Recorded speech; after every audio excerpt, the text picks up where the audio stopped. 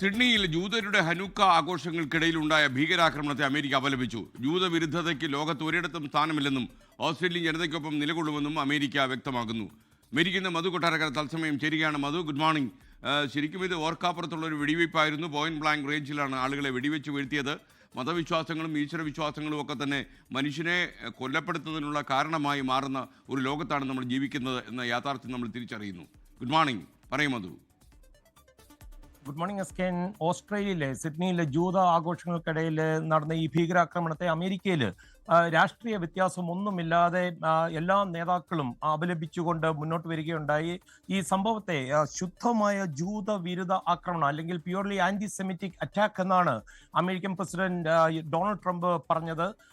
എസ്കെൻ, ഇവിടെ ഹനൂക്ക ആഘോഷങ്ങൾ ഇന്ന് രാത്രി മുതൽ ആരംഭിക്കുകയാണ്. ഏതാണ്ട് ഒരാഴ്ച നീണ്ടു നിൽക്കുന്നതാണ് ഈ ജൂതവംശജരുടെ ഈ ആഘോഷം. അതുകൊണ്ട് തന്നെ ഈ ആഘോഷങ്ങളിൽ ഭയപ്പെടാതെ പങ്കെടുക്കുവാൻ ഡൊണാൾഡ് ട്രംപ് അമേരിക്കയിലെ ജൂത സമൂഹത്തോട് ആഹ്വാനം ചെയ്തിട്ടുമുണ്ട്.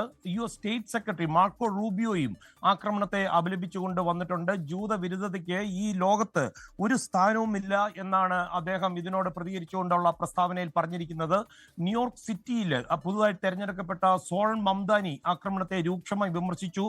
ഇതൊരു നീചമായ ജൂതവിരുദ്ധ ഭീകരപ്രവർത്തനമാണെന്നും ലോകമെമ്പാടുമുള്ള ജൂതന്മാർക്കെതിരെയുള്ള ആക്രമണങ്ങൾ നാൾക്കുനാൾ വർദ്ധിച്ചു വരികയാണെന്നാണ് അദ്ദേഹം പറഞ്ഞത്. എസ്കേൻ അറിയാമല്ലോ, ഇസ്രായേൽ നയങ്ങളുടെ കടുത്ത വിമർശകനായി അറിയപ്പെടുന്ന ഒരാളാണ് മംദാനി. ന്യൂയോർക്കിലെ ജൂത സമൂഹത്തിന്റെ സുരക്ഷ ഉറപ്പാക്കുവാൻ താൻ പ്രതിജ്ഞാബദ്ധനാണെന്നാണ് അദ്ദേഹം പറഞ്ഞിരിക്കുന്നത്. അതുപോലെ ജൂത വിരുദ്ധതയെ ചെറുക്കുവാൻ അടിയന്തര നടപടികൾ വേണമെന്നും അദ്ദേഹം ആവശ്യപ്പെട്ടിട്ടുണ്ട്. അമേരിക്കയിലെ ഏറ്റവും കൂടുതൽ ജൂതന്മാരുള്ള നഗരമാണ് ന്യൂയോർക്ക് നഗരം. എസ്കേൻ, അതേസമയം ഓസ്ട്രേലിയയിൽ ഇപ്പോൾ നടക്കുന്ന ഈ ജൂത വിരുദ്ധത വർദ്ധിക്കുന്നതിന്റെ കാരണം അവിടുത്തെ സർക്കാരിന്റെ നയങ്ങളാണെന്നാണ് ഇസ്രായേൽ പ്രധാനമന്ത്രി ബെഞ്ചമിൻ നെതന്യാഹു ആരോപിക്കുന്നത്.